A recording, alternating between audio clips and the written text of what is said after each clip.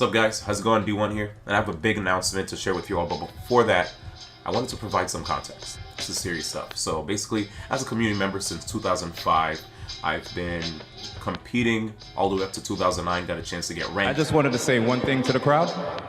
Ban!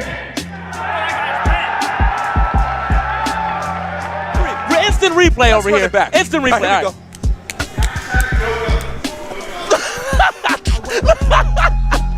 You know, the thing with D1 and KT Dominate and how it is alleged, or not, well, it is spoken that D1 had sexual relations with her while she was drunk. Like, everyone has like, all right, we have condemned, they've kicked D1 out the community, whatever. The story of D1 definitely hits close to home for the Smash community. The first time I saw D1 was during the Smash 4 Invitational in 2014, with the iconic scream done by the one and only D1 that became a meme. Oh, wait! Oh, he got one! He got one!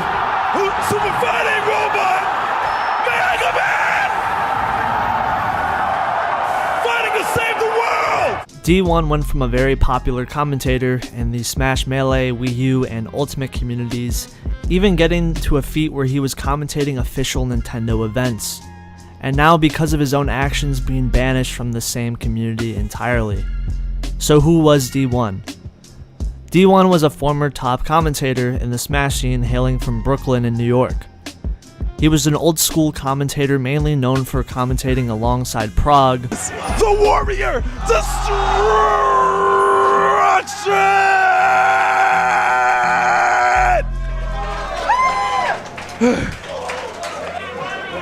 One more needs to be said. You hear it from the crowd. The crowd pleaser with his back to the wall. Wow, what a man! Oh my god! Destruction! That was emphatic. That was amazing. who were a very iconic duo back in their heyday. Not normally being known for being a successful player in Smash, however he has upset a few players like PC Chris in Apex 2010, and being ranked in New York for being a top 10 in his local PR in 2007 and 2008 in both Melee and Brawl respectively, where he mained both Fox, Falco in Melee, and mained Falco and Meta Knight in Brawl. Although he wouldn't really enter tournaments in later years of his career, most people, including myself, knew him from his commentating. Oh, he got him! The triple scissors, the kid is popping out! The kid, straight out the room, barely knows how to use his fingers, managed to make 2 scissors and win the game. In this era, D1's time was in a spotlight. He was actually beloved in the community. Many people loved his hype commentary. He was commentating at top 8s, a lot of grand finals at many Smash Bros. Events, even with other top commentators like Scar and Toph. However, over time he decided to commentate even more events outside of the Melee scene and would commentate Smash 4 events, and over time after Bayonetta killed that game, D1 would later commentate Smash Ultimate events, many grand finals, and other top 8s. With the likes of Prague, one of my best friends in the scene, of course. Like he's such a talented individual, which is why, you know, that one time when he finally decided to quit casting, it really hurt, you know. Like back in the day when we started commentating together, we tried to create an atmosphere through our casting that didn't alienate people from marginalized groups. And one of the ways we did that was by omitting certain words that were prevalent in gaming at that time that could make people feel like they weren't welcome. Perpetuating the lead by example mantra that I've learned from my parents, right? In earlier days, D1's main goal in the community was to make the Smash scene a more open place for people. He was one of the earliest commentators in the scene, along with Prague, who chose to censor certain words that could be hurtful to other communities. As a lot of Smash commentary in the old days sounded like this. When both Samuses have a charge blast, my butthole kind of puckers a little bit. I get so nervous. Huh? Did you? Let me take another bite of my Slim Jim. It's way too good. Oh, grab by Ken. Ken seems to be gunning for Mewtwo King. It was a much different time, and it was very common for the Melee community at the time to not have commentary that would even talk about the match itself, and the commentators would just talk about really anything that had nothing to do with the match entirely. There would be countless amounts of slurs, and overall the commentary had some work to do to get to the point where it is today. and D1 and Prague were the two main people at the forefront of trying to change how the scene was perceived and make it more open to certain types of people. Their efforts definitely got the view of Nintendo. After revealing Smash 4, Nintendo hosted a tournament where the top players of Brawl and Melee were invited to play and showcase the game to a crowd of people. Where the grand finals of the tournament was Hungrybox vs. Zero. Many commentators, including D1, were invited to showcase the work for Nintendo and try to hype up the game. At one point, Mega Man, a new character at this point in Smash 4, uses his final smash during one of the free-for-all matches. Fighting to save the world! And yes, there were items during this tournament. It's Nintendo, remember? This moment would be memed and probably one of the more memorable moments of this event. D1's commentary definitely made a highlight for this event, for sure. D1 was definitely seen in a good light at this moment in time in the Smash community, and even Nintendo enjoyed having him around at their events, as later on he would be hired again to commentate more events for Nintendo, like for example the Pokken tournament events that would happen every year, and D1 would always be one of the Smash talent hired to commentate these events. He would even shill Splatoon when it was playable at Apex. I'm not at liberty to say anything or I will lose. You ever had cooked squid? Huh? You ever had like fried squid? It's really good. No? The Yoshi Woolly World. There are a lot of cool games. I'd love to try that game out. When's the next E3? The next E3? It'll probably be there, right? Yeah. By the way, do you know what game is going to be at Apex for people to try out? Oops. He would have a lot of catchphrases that he was known for, like for example, destruction and banned, which is pretty ironic now, but I will show the clips. That's gonna get banned. That's getting banned. Banned. That's getting banned. That's banned. Banned. Banned. That's getting banned too, dogs. Yo, all these stages are banned. All right, that's a neutral. Well, all right, hey, whoa. That's a stage. Yeah. D1 eventually got a job at Twitch, where he would work there for years until leaving his position at Twitch in the beginning of 2020, stating that he wanted to simply diversify and try new things. He was also known for being a Twitch streamer, where he would be known for streaming reactions to Smash Bros. Directs, and you would hear a lot of this. Pokemon Trainer's back! Yes, and welcome back, Nessa Lucas. Ryu's back. Ganondorf, Ocarina of Time? Oh my god! Ike returns, yes! Yes! Cloud's back! Yes! Yes! 19%! D1 in the early days of the community represented someone who wanted the community to do better. Him and Prague's early iconic commentary would get D1 plenty of deals with other companies where he'd be able to represent Melee and show off the community. He was one of the most beloved commentators in the Melee scene and Smash 4 and Ultimate. D1's rise in the Melee community also parallels the general rise of Smash as an esport. In 2013, the Melee scene would be featured in a documentary series made by Samox called The Smash Brothers. This documentary would revitalize a dying Melee community at the time, and D1 would be featured in the documentary every so often, which would greatly help his career and spotlight as a commentator.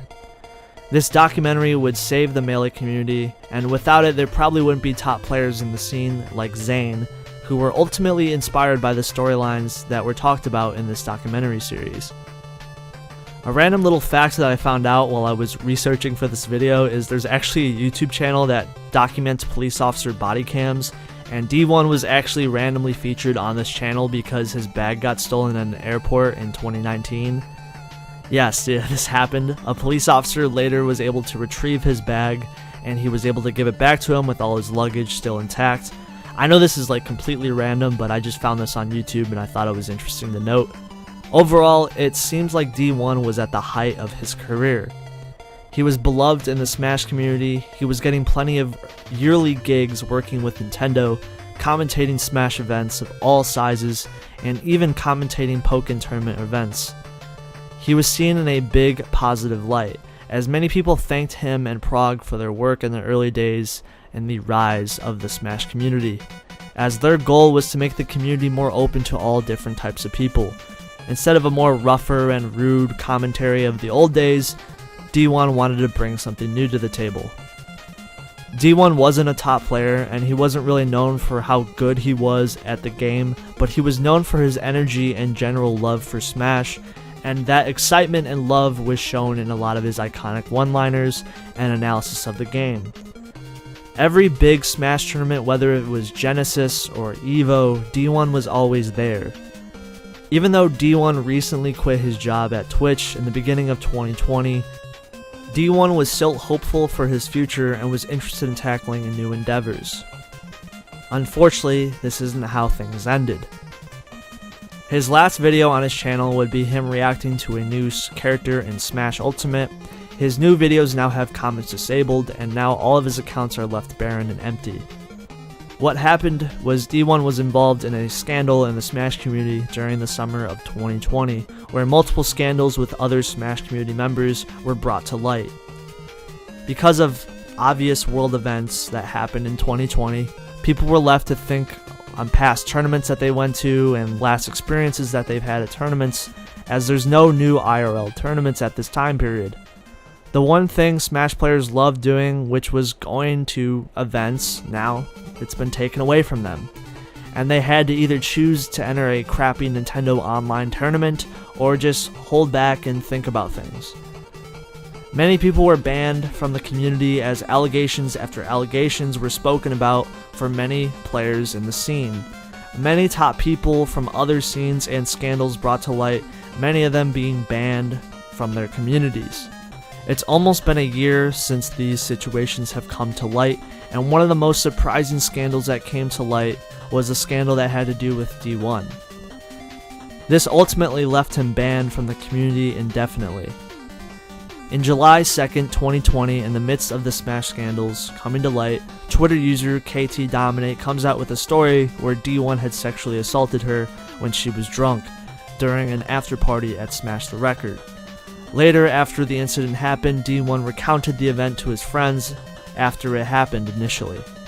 D1 would later attempt to apologize to KTDominate, but stated that they were both intoxicated during the event and had no recollection of anything happening, also stating that he didn't tell anyone what happened. This statement would eventually be refuted by many other people in the scene that were there, like MVD and ESAM. They stated that D1 did actually remember what happened, and also both of them releasing statements showing screenshots that D1 actually knew what happened the whole time, and he couldn't plead ignorance on this.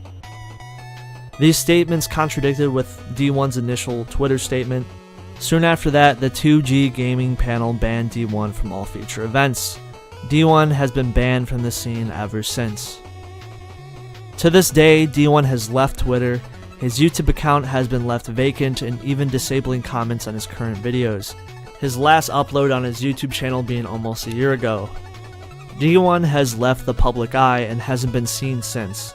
It's unknown what exactly he's up to or what he's doing to this day, even almost a year after his ban. It's unfortunate that one of the most well-known and at one point really well-liked commentators in the scene would create a situation like this and be in the forefront of it. D1 had reached a very high feat in the Smash community, being a commentator for many events and working with Nintendo, but D1 created a situation for himself where he couldn't erase it. He tried to run away from his past, and he wanted the scandal to never see the light of day, but when you try to hide something from people, that only creates more demand for people to want to come out and share their story. D1 should have never gotten himself in this situation, and definitely shows how all things you worked for in your career can be taken away very easily. So it's important to not do these types of things, and at the end of the day, that's one of the hard lessons that the Smash community as a whole had to learn last year. You know, the thing with D1 and KTDominate and how it is alleged, or not, well, it is spoken that D1 had sexual relations with her while she was drunk, and it was considered rape. So the big issue isn't that. That's a cut and dry case. Everyone knows, like, everyone has, like, all right, we have condemned, they've kicked D1 out the community, whatever, right? Alright, so I hope you guys appreciate the video. Like, comment, and subscribe. I know this is more of a dour, darker kind of video, but I appreciate you guys who watched and enjoyed this video. This was probably one of my most requested videos to do, so Also, there's a Patreon down below. Shout out to my patrons or Patreons. I say patrons or Patreons, just, you know, they're close with me, so I can just call them whatever. No, I'm just kidding. Yeah, so thank you guys for watching the video. I appreciate you guys. If you join on Patreon, you get videos early. You get to be part of the Discord community, stuff like that. So shout outs to those people. Thank you guys for watching the video, and peace.